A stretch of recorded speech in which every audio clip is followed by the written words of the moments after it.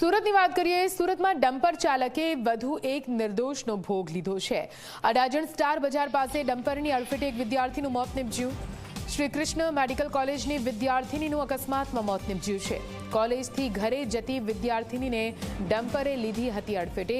Dumper ચાલક અકસ્માત સર્જીને થયો હતો ફરાર। પોલીસે આરોપી હેમદ ઇબ્રાહીમ સૈયદની ધરપકડ કરી છે। સુરતના અડાજણમાં યુવતીને કચડી નાખનાર ડમ્પર ચાલકની અડાજણ પોલીસે ધરપકડ કરી છે। સીધા દ્રશ્ય બતાવીશું કે અડાજણ પોલીસ કસ્ટડીમાં દેખાતો આરોપી જે છે અહેમદ હુસેન બેફામ રીતે સુરત મહાનગરપાલિકાનો ડમ્પર ચલાવીને જે રીતના એક્ટિવા સવાર યુવતીને કચડી નાખી હતી અને તે યુવતીનું ઘટના સ્થળે જ મોત નીપજ્યું હતું।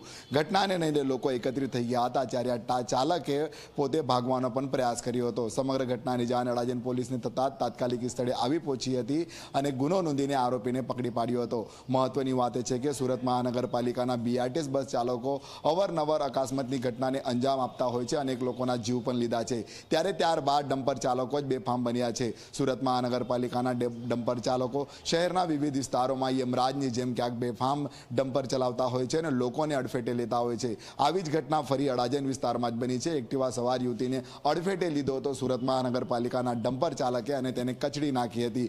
વિદ્યાર્થીની જે છે ત્રીજા વર્ષના કોલેજમાં અભ્યાસ કરતી હતી અને અચાનક આ રીતના ડમ્પર ચાલકે અડફેટે લઈને તેને મોતને ઘાટ ઉતારી દેતા સમગ્ર પરિવાર જે છે શોકમાં ગરકાવ થઈ ગયો હતો। હાલ તો સમગ્ર મામલે અડાજણ પોલીસે આરોપી ડમ્પર ચાલકની ધરપકડ કરી લીધી છે અને તેના વિરુદ્ધ ગુનો નોંધી કાયદેસરની કાર્યવાહી હાથ ધરી છે। કેમેરામેન વિજય બૈસાને સાથે પ્રશાંત ડિવરેજી મીડિયા સુરત।